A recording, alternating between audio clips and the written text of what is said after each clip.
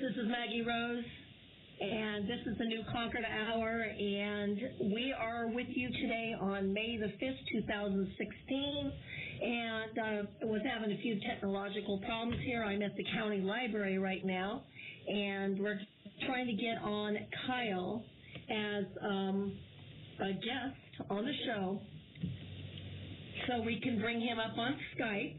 The quality we found with Skype is much, much better than it is with using definitely a cell phone, and much better than using a landline. So we're going to try to see if we can get him back up. He's our special guest today, and we are going to be talking about some things that some articles he has written, and we are also going to be talking about some things that has interested him, especially when it comes to what has been going on in the Patriot movement. So, folks, today's date is May the 5th, 2016, and today is a kind of an overcast day here on the West Coast. And from what I'm understanding, there's been a few of you trying to get information regarding the Bundys up in Portland. And I also understand that some of you were at the rally that took place on April the 30th up in Portland when they were brought back from Nevada back to Oregon. Now, from what I understand is that some of you did send them letters. You were sending support to the Bundys and the rest of their supporters. And many of your addresses and letters and everything kind of mysteriously disappeared at the time that they were being transferred. We understand that people said that they were finding out that they were being abused, they were being neglected, they were being lied to about some of the facts that were going on surrounding them in their case, that many of the letters and paperwork that was their court records that was supposed to help with their defense mysteriously disappeared between Nevada and Portland. We understand that they had, addresses and phone numbers of some of the people on the outside, and all of those addresses and phone numbers mysteriously disappeared. Now, I could see that maybe it could happen with one of our political prisoners, but we're talking about Ammon Bundy and Ron Bundy and Ryan Payne and Pete Santelli and Brian Cavalier, otherwise known as Buddha, and Jason Patrick, and so many of the others that were transferred from Portland down to Nevada and then back up again. And from what I'm understanding is that they were trying through their lawyers to find out what happened to this stuff. Now, as you remember, this was a game they played with Shauna Cox, when Shauna Cox herself was released from jail in Portland at the very beginning of their arrest, as arrests were still taking place. And they would not give her her underwear. They would not give her her cell phone or her separate camera. They would not give her her identification. She needed her identification to get on an airplane and fly back to Utah. They wouldn't give her any of her identification at all. And they kept coming up with excuses like, well, your identification's with this person, and the sheriff's department is holding it here. And, oh, no, it's over there with another county. I mean, excuse after excuse. And then, of course, mysteriously, the footage that was taken inside the vehicle as they were being assaulted with gunfire at the first, what they call the traffic stop, the government calls the traffic stop, and then later on when they took off and rounded the corner to find there was a blockade immediately as they rounded the corner, they took fire there as well. And then when they landed in the snow, 5 feet deep, they were still under gunfire. Now, isn't it interesting that the federal government, the Oregon State Police, the Sheriff's Department, all tried to say that there was an exchange of gunfire. That is an outright lie. There was no exchange of gunfire. But what we do know is the fact is that they were the ones that did all the shooting, and that the Bundy group didn't even try to defend themselves. If they even had more than one or two weapons in the truck with them or in Lavoie's vehicle, they didn't turn around and take them out of their holster and start shooting back. They were the ones that were under assault. They were the ones that had the offense coming at them. And then, of course, when Lavoie got out of the truck and put his hands up, and was basically stating to them, why don't you shoot me, shoot me? He was trying to draw fire away from the women and from Ryan Bundy, who were in the back seat of the vehicle. Now, remember, Ryan, he's the one that gotten out of the vehicle. And he had been the one that had gone back to the back to find out what was going on and got immediately arrested. Ryan Bundy was in the back seat with Victoria and Shauna. And if you remember, they were on their way to Grant County to meet with Sheriff Palmer and at least 300 people at the Senior Citizen Center, because there at the Senior Citizen Center, they were going to talk about the Constitution. They were going to talk about Committee of Safety, how you can take back your county nonviolently. And if you remember, Grant County was notorious for having voted in a prior election to make all of Grant County, Oregon, including John Day and Seneca and some of the other areas there, to be a UN, that's a United Nations, free zone. And, of course, the exchanges between the governor and the White House were, we can't let this poison spread from Harney County to Grant County. We can't let these sheriffs stand up to us and tell us that the federal government has no right to take people's land away, to control the American populace, to point their guns at the American people, but the American people can't point back and defend themselves. We shouldn't even have the right to open carry. We shouldn't have the right to concealed carry. If any of the anti-gun leftist diehards had their way, they would turn us into another Nazi Germany. And we'd end up having a Holocaust here a whole lot faster. So, folks, again, we're trying to bring up Kyle. I don't know if we can bring him up with us or not.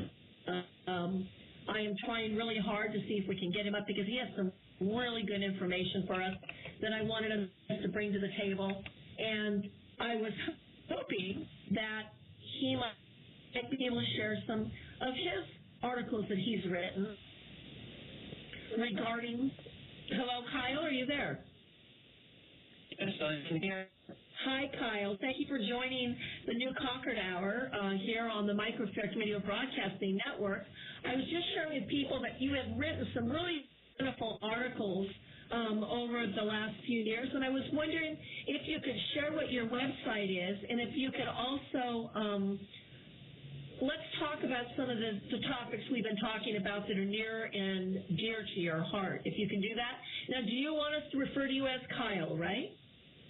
Yes, that's I've basically been blogging that way, and so yes, that's perfectly fine.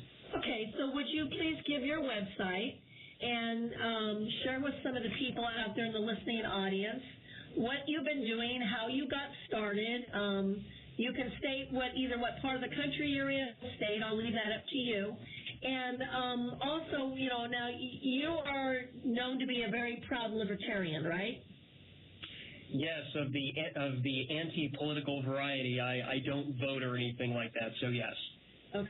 And that might be a question that I might want to bring up, because there has been some concern about understanding why it is some people won't vote, and yet the common saying is that even though we know that the voting in the big-time elections, like for vice president, president, are sometimes controlled, and they're tainted, and they're rigged, we do believe that voting for your state and local elections is a lot more honest, and voting for certain bills to pass or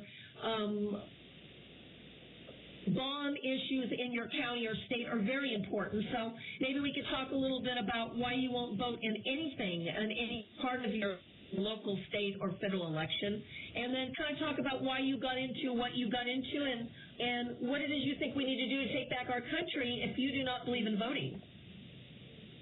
All right, sure. Let's see. Well, I've been a blogger for, for several years now. It's been so long I don't quite remember, but if people go to The Last Bastille, Bastille is spelled BASTILLE, thelastbastille.com, you can see the archives going back several years.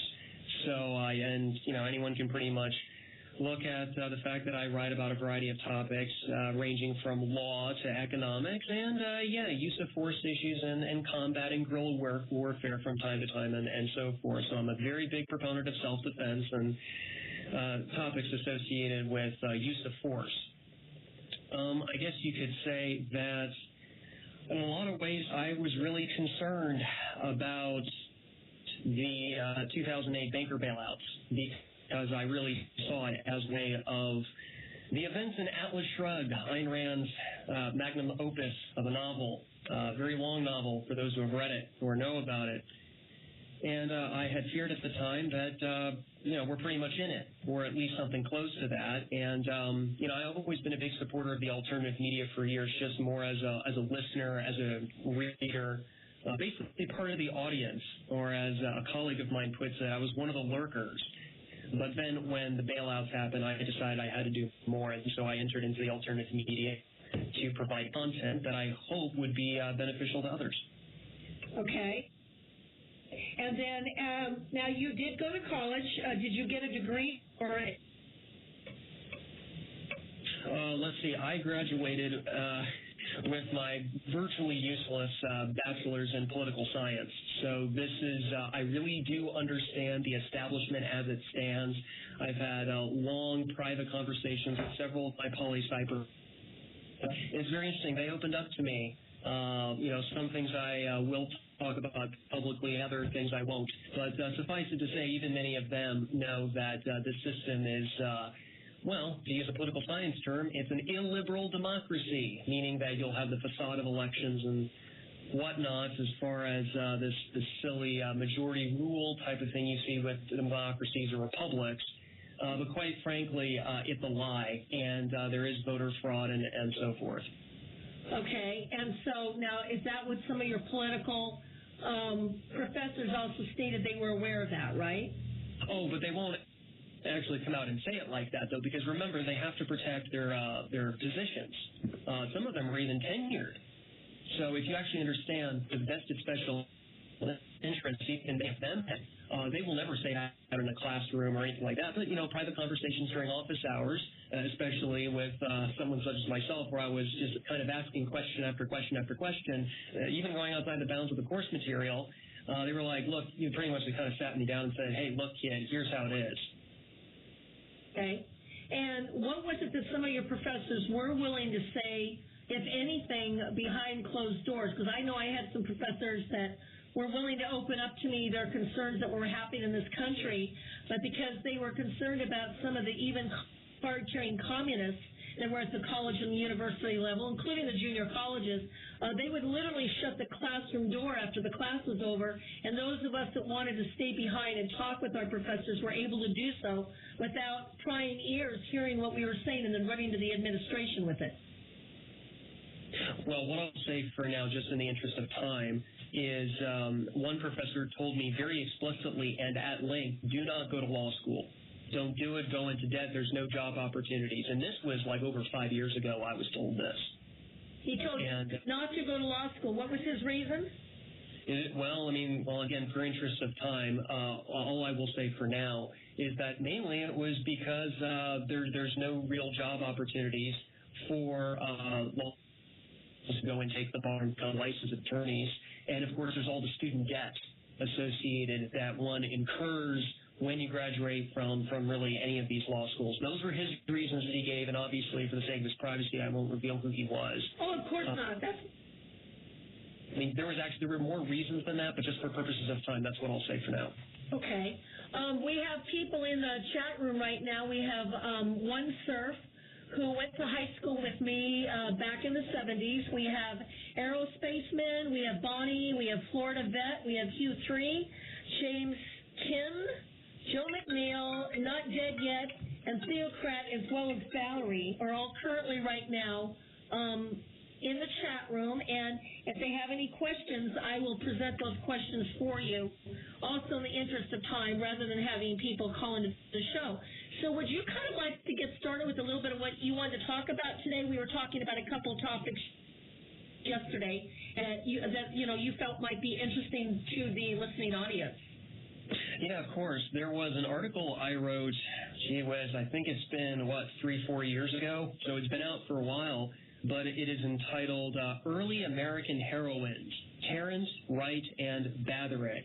And folks can go grab that article and even read along if they want to. It's located at tinyurl.com/Early American Heroines. One more time, tinyurl.com/Early American Heroines.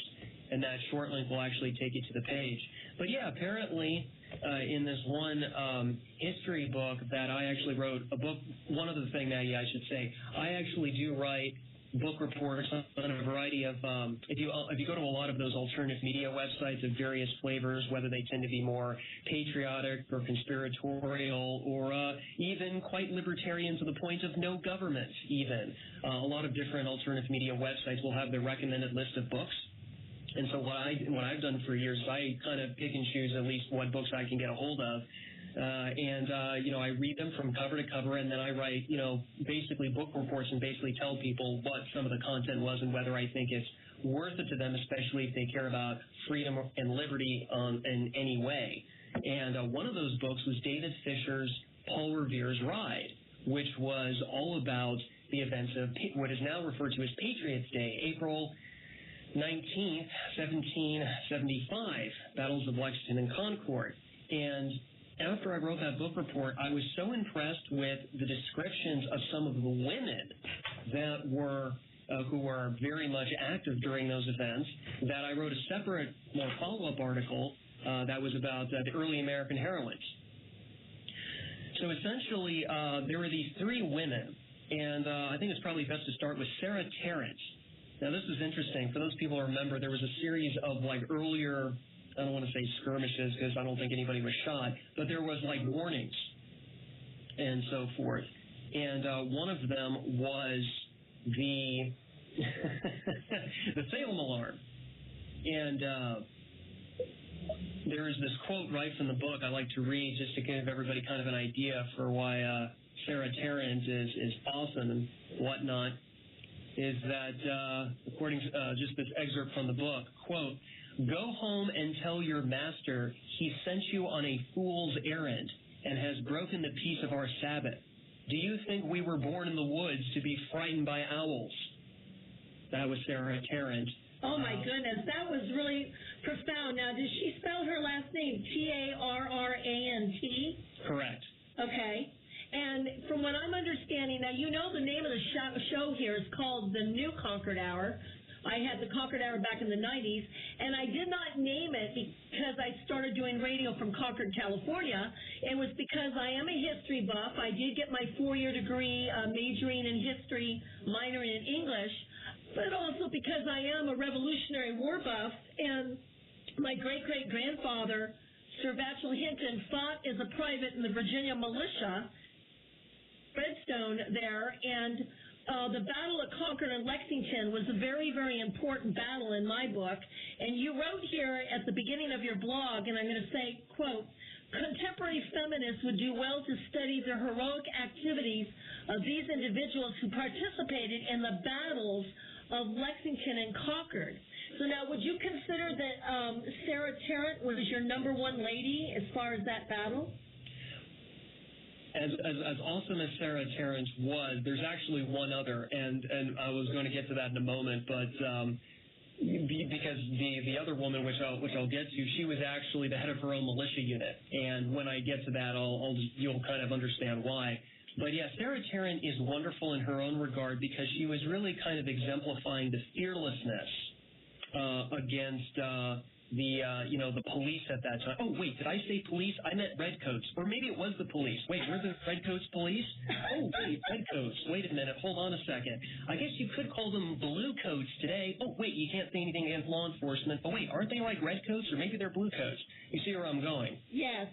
So, anyway, Sarah Tarrant, after she mentioned the quote about being born in the woods, David Fisher goes on to say, a frustrated regular raised his firelock and took aim at her head.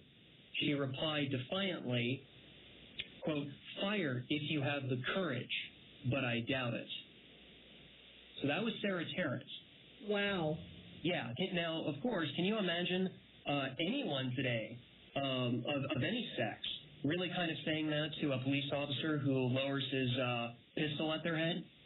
No, I think the person who most recently did that, and of course he was not intending for that to happen, because he knows that nobody should point a gun at someone if you're not intending to use it, was Lavoie has been accused that because he got shot in the back 3 to 9 times, that he was begging them or asking them to shoot him. And we all know that it was not bravado. He was trying to get them to stop and think about what they were doing, because they were pointing guns at him, and he was trying to get the line of fire off of the vehicle that was still being attacked with bullets, away from the women and Ryan Bundy onto himself.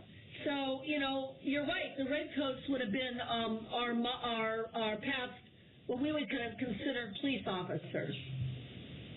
Well, just either learn from history or be doomed to repeat it, and consider also that the redcoat who aimed his rifle at Sarah Tarrant, or his musket, I should say, he was remarkably restrained as opposed to some of the blue coats that in more contemporary history. But anyway, moving on to the next woman, there was an individual who was known as Mother Batherick. And, it was interesting. I don't think I mentioned it too much in the article, but David Fisher mentioned it at more length in his book. She was basically kind of a poor, older woman. And she was actually, and so during Lexington and Concord, when the different militia units were actually basically forcing the regulars, the redcoats, back towards Boston, she was just out collecting basically, well, I don't want to say leaves, but basically vegetation for her supper. And and I think these two paragraphs are kind of give you an idea about Mother Batherick. So, just to kind of set this up, some grizzled veterans of the French and Indian War managed to successfully ambush a British ammunition wagon. So Fisher detailed the reactions of the soldiers as well as what happened next. Quote, the surviving British soldiers took another look at these old men and fled for their lives. They ran down the road, threw their weapons into a pond, and started running again. They came upon an old woman named Mother Batherick, so impoverished that she was digging a few weeds from a vacant field for something to eat. The panic-stricken British troops surrendered to her and begged her protection. So she led them to the house of militia captain Ephraim Frost. Mother Batherick may have been poor in material things, but she was rich in spirit. As she delivered her captives to Captain Frost, she told them, quote, if you ever live to get back, you tell King George that an old woman took 6 of his grenadiers prisoner. Afterwards, English critics of Lord North's ministry used this episode to teach a lesson in political arithmetic. If one old Yankee woman can take 6 grenadiers, how many soldiers will it require to conquer America? Close quote. Oh my goodness.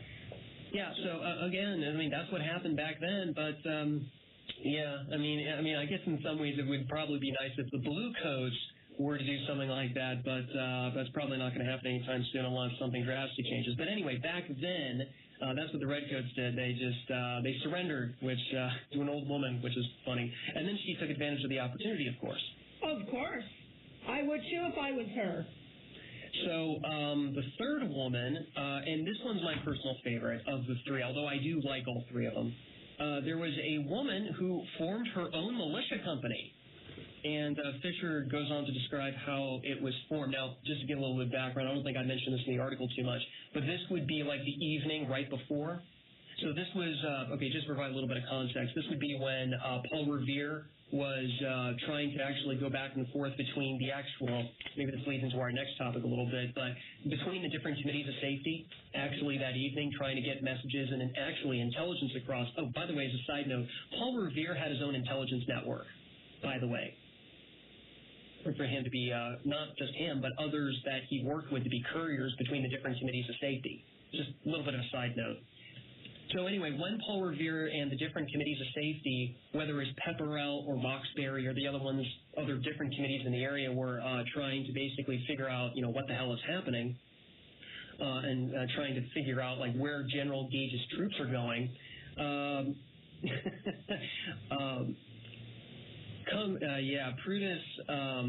Prudence Wright's husband actually was called up for militia duty, and so they kind of left the women and others behind. So here's how Fisher describes what his wife did. Quote, when the men of Pepperell marched away, the women came together and held their own town meeting. They organized themselves into a military company and elected as their captain Prudence Cummings Wright.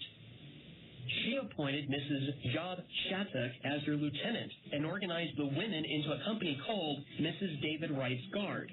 They dressed themselves in their husband's clothing, armed themselves with guns and pitchforks, and began to patrol the roads into the town. My goodness, let's hold it right there. We're going to go to break. No time. And we're going to go back to the story of this lady, and we're going to come back to the other side of the hour. Folks, we have a special guest. This is a new Concord Hour with Maggie Rose, and Kyle and I will be right back on the other side of the hour. Hold that thought, Kyle. We'll be right back. From the Microfreq Radio Broadcasting Network, and I am speaking to you here from the county library in the county that I live in, the Douglas County Library. And we have a special guest on right now. His name is Kyle. Kyle, are you still with us? I'm still here, Maggie. Good.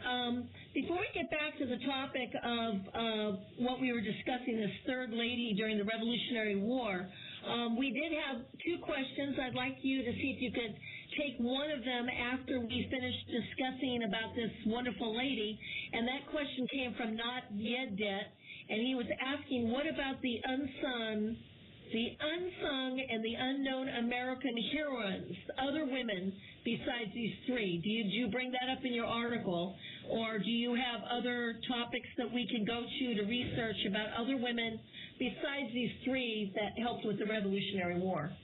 To be perfectly honest, I don't know about any other women besides those three. Those are the only three that at least I remember from David Fisher's book.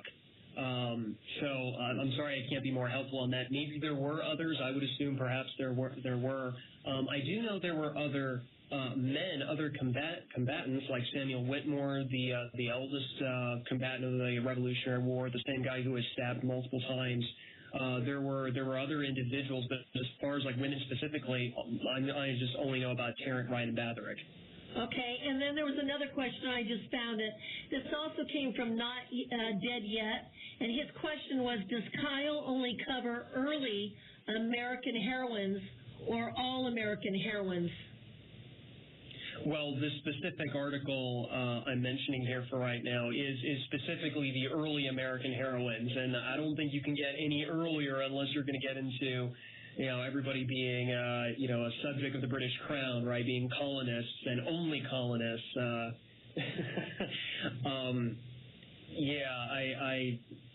I don't really have much to say more about it than that. Okay, can we go back and talk on the topic of this last lady that we were talking about before we had to go to station break? Yes, please. Okay, so can you tell us a little bit more about her? And you said she made a couple women her lieutenants? Yes, they were elected. That's very important. What some other more modern American patriots would call the notion of a shared command in a militia unit. These women had in their own militia company was something like a shared command. They elected their own officers. That's very, very important. A lot of people don't understand that. There's one other quote from David Fisher's book, which is in my article, that is very important for understanding. And I think, Maggie, from this specific one, I think you'll understand why Prudence Wright is my personal favorite of the three.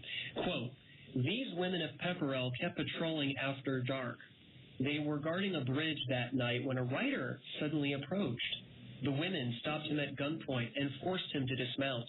He proved to be a Tory named Captain Leonard Whiting.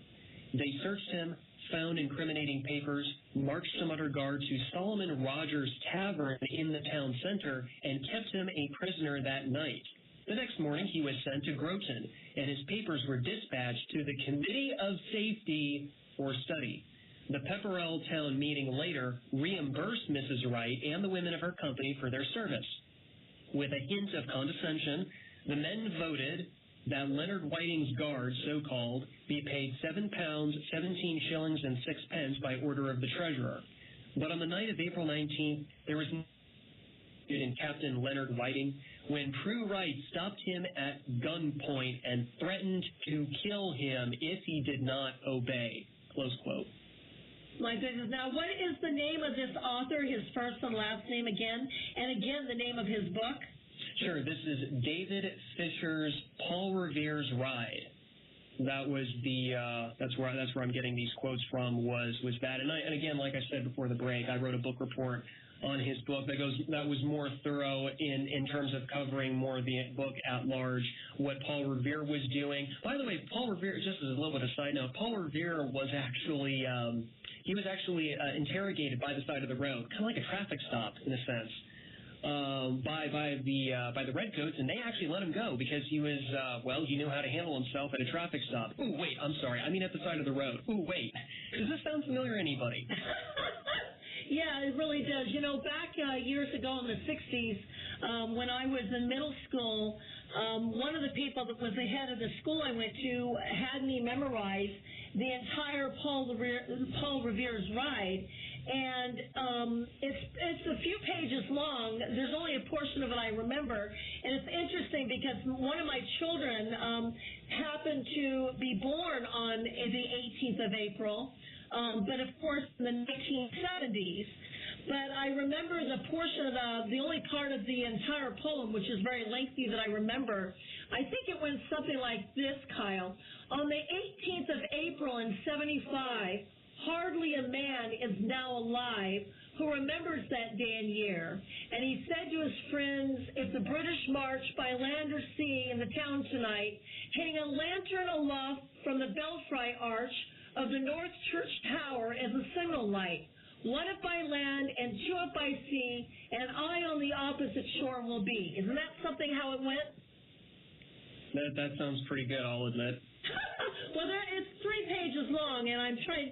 At this point, I'm not going to, say all that, and I don't remember all of it verbatim, but I remember the very beginning of it, and I remember that was probably the beginning of my studying history and beginning to realize in middle school the importance of our history, and that if we don't want to make the mistakes from days gone by, we need to know our history and know it very well. Yes, and just in the interest of time, there is one other thing I would like to bring up, especially since I did mention committees of safety. There was an article I co-wrote with Shane Radliff of LibertyUnderAttack.com recently. That was actually last month. It's entitled, The Origins of the Harney County Committee Investigation Will Tell if this be true or not. And so, again, if people want to read more about the origins of the Harney County Committee of Safety, which then goes on from there to go specifically about that particular Committee of Safety, they can go to tinyurl.com/Harney COS that I co-wrote with Shane Radliff of LibertyUnderAttack.com, and it was quite a bit of work to dig and find out that apparently the guys of Citizens for Constitutional Freedom, the guys who did the thing at the refuge, were actually involved in facilitating the formation of that Committee of Safety, by the way. That's on record now. That's on record, okay. One of the things that we just had in the chat room, Not Dead Yet, said another game with women heroines is Blood Rain. That's RAYNE 2. It's a warning, though. It's very bloody and very violent. When we're looking at what has happened with the committees of safety, recently the backlash of people in Harney County that were, not just attacking the men, but attacking the women that were saying, you know what, What we don't like about what happened in Harney County is that all of a sudden the acting judge, who's not really a judge, Steve Grasky, and the appointed sheriff, who is not elected by the people there in Harney County, were also attacking many of the women that were saying, look, what we understand what Ammon brought to the table. We agree that we're losing our county to all these people and the BLM that are out for money, and they're out for their own self-interest, and they don't care who they hurt in the process. That we are also finding out that they were attacking people that were trying to form the committees of safety. And the former fire chief, Chris Briles, who resigned his position as county fire chief because of the corruption going on in Harney County. So it was not only the men that were under attack, but the women that were trying to form this committee of safety. And the committee of safety that they were trying to form in Grant County was the reason why they wanted to stop Lavoie and the Bundys from going there to talk to the people at the senior center, because as the White House said, and as Kate Brown of Oregon, the governor, said, we cannot allow that poison to spread. So what they consider knowledge and people standing up nonviolently to take back their county, their town, their state, they consider knowledge, which we know is power, to be considered poison, and that was spreading. Well, of course, authoritarians are going to use whatever invective to try and demonize anybody who cares about freedom and liberty on any level, right? I think that's just kind of obvious when you actually understand that governments historically commit something called democide. And I suggest your listeners really look it up, democide, D-E-M-O-C-I-D-E, which is death by government, or you could even say murder by government. And you can look at all the corpses full of, well, I should say the football stadium's equivalent worth of corpses that have been committed by various governments throughout history, and arguably even some here. Or maybe it's not arguable, maybe it's a matter of fact, I don't know, maybe that would be the topic for another episode perhaps. But for those people who are interested in what happens to the guys at the guys of C4CF, the guys who were at the refuge, who are of course now political prisoners, as you've mentioned on your previous broadcast, there was another article Shane and I co-wrote, which was called The Libertarian Case for Judicial Transparency. And as a part of that, he has really kind of taken up the lead on this in the sense of trying to provide judicial transparency by releasing court documents, because unfortunately they're all hiding behind a paywall known as PACER and other similar types of things. So for those folks who are interested in looking at the court documents for whether it's the Bundys or any of the other guys that were at the refuge, they should visit tinyurl.com/LUAC4CF. Again, tinyurl.com/LUAC4CF. And the court documents that are there are in PDF form. You can just scroll down, look at, you can grab as many or as few as you want and go click, download. You can actually read how the government's actually prosecuting or persecuting, perhaps, or prosecuting. I can't figure it out. Shane Ratliff has done an absolutely fantastic job and still continues to update those as those documents become available. So for people who want to look at those documents and all that, anything you can do to support Shane's efforts in trying to provide judicial transparency would be greatly appreciated. Now, how do they contact Shane again? Shane's website is located at libertyunderattack.com. Libertyunderattack.com. Yes, that's correct. And the Political Prisoners Archive for the guys of the refuge, I'll give that one more time, tinyurl.com/LUAC4CF. And that short link will take you to the specific page, because actually Shane also keeps tabs on a lot of other political prisoners, other people, ranging from all sorts of people like Skylar Barbeau to Russ Ulbricht to all sorts of political prisoners, even guys going back a couple years back. So, sorry guys, the whole political prisoners thing is not, unfortunately, it's not any. It's actually all too common, and the documentation proves it. And so, we need more transparency with the judiciary. And thankfully, there's been a move through the alternative media and Shane Ratliff specifically in doing just that.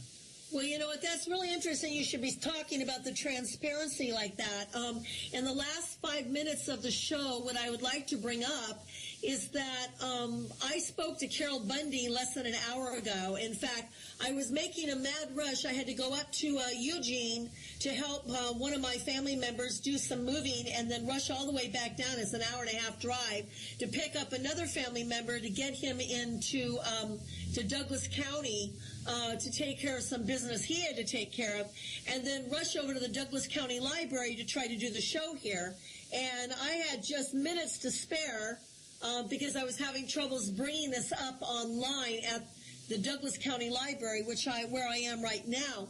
I talked to Carol Bundy, and she's telling me that on their Facebook and on their blogs, where they had before thousands and thousands of listeners, now it's, and people that were reading up on the Facebook, now it seems the numbers are dropping.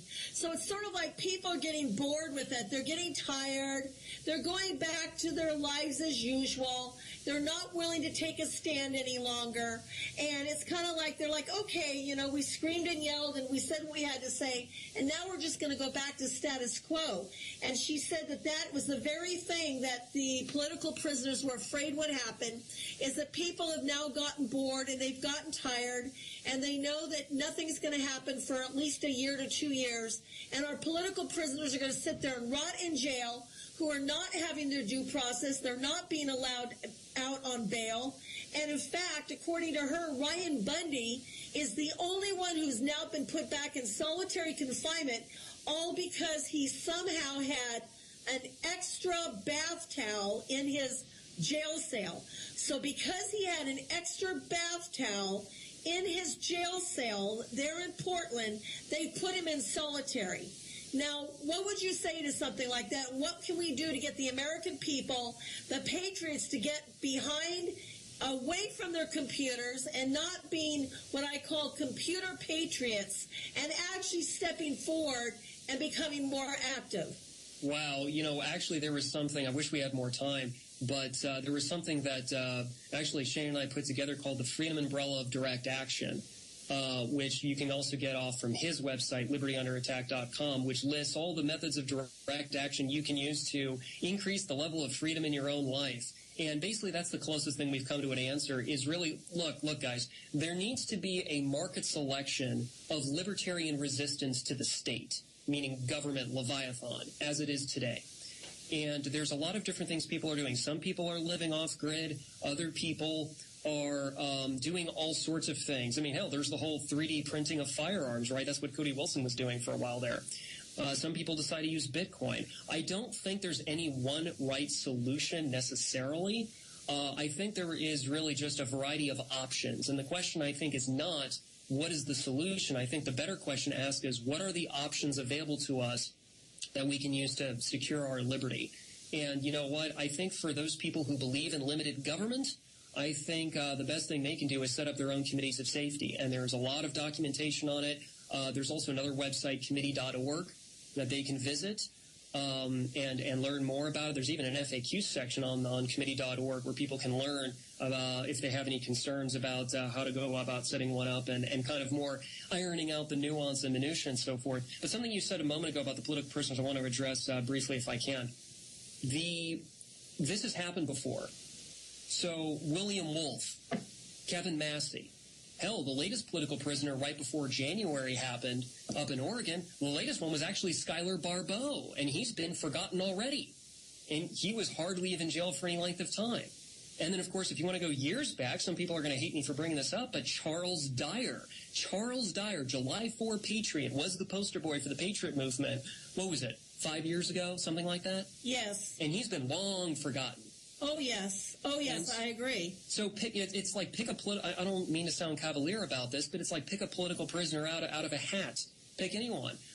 There's all sorts of other ones. Darren Huff. Pick a name. So I'm sorry, but this is what happens. Because these guys are not in the news cycle anymore, because the entertainment is not there, and I know that's kind of a negative way of putting it, but because they're not there, yeah, people are going to care less, generally speaking, unless you have some people who actually care about liberty on some level, who are going to stay on top of this and get the court documents out, and then of course the people to really kind of keep an eye on it. I would just say this: if people want one thing they can do right offhand, it was something you actually brought up at the very beginning, Maggie. At least as a place to start, and especially considering it's an election year, of course, with where your choices are between a fascist and a socialist, and I'll leave it at that. Is there was something I found out years ago where you can cancel your voter registration. And actually, to bring up Shane's website one more time, there's a page on libertyunderattack.com called Cancel Your Voter Registration that can go into more detail than I have time to here to go into, where there's all the evidence, the actual proof that this works, and it's actually using state law, actually. I did it in Texas back in, 2013. Shane replicated basically where he was in Illinois. I think there was also a listener of Shane's that did the same thing. I think she was in Indiana or some other place. Right. So if people want to not give their consent to be governed to this tyrannical government, a place to start, and this is not a silver bullet by any means, but if they are a registered voter, then one option available to them is to simply cancel their voter registration. So if you're serious about freedom and you want to see more of it in your own lifetime, that's one option that is arguably available to you if you happen to be a registered voter. Okay, so what I would like to do, being we're at the end of the hour, I would like people to be able to go to that site of Shane's again, and I would like to invite you to come back. My next show is Tuesday next week, same time, 2 to 3 o'clock Pacific Standard Time, 5 to 6 Eastern Standard Time, and I would like us to talk about that specifically. That gives people a chance to go and read Shane's site again, and also for us to talk about going off the grid, because you and I had a conversation about what happened to some people in Colorado and how some of these self-professed common law judges, one in particular, took advantage of some people in a little town in Colorado that a lot of people have not heard about or forgot about, and many people lost their homes because of that. Can we come back together next Tuesday and we can dive into the voter situation, the committees of safety, and what happened in Colorado? I'm game for it if you are. Okay, folks, this is Kyle, and he's been our guest today. He's coming back next Tuesday. Please share this with your family and friends, your neighbors, people at church, and let him know that Kyle's coming back. Kyle, would you give that website one more time? Is it sure. Is it Sean or Shane? Shane Radliff. His website is libertyunderattack.com. My blog is located at thelastbastille.com. And again, thank you, Maggie, for having me on. Thank you, and we'll have you back again next Tuesday, same time, same station, folks. This was our very special guest host today. His name is Kyle. He's very well educated, very well read, a very good, prolific writer. And it is a pleasure to have you here, Kyle. We'll have you back next Tuesday. Folks, this is Maggie Rose, and this is the New Concord Hour, being brought to you by the Micro Effect Radio Broadcasting Network. God bless. Good night. Have a good, safe weekend. And down with the New World Order and the cabal.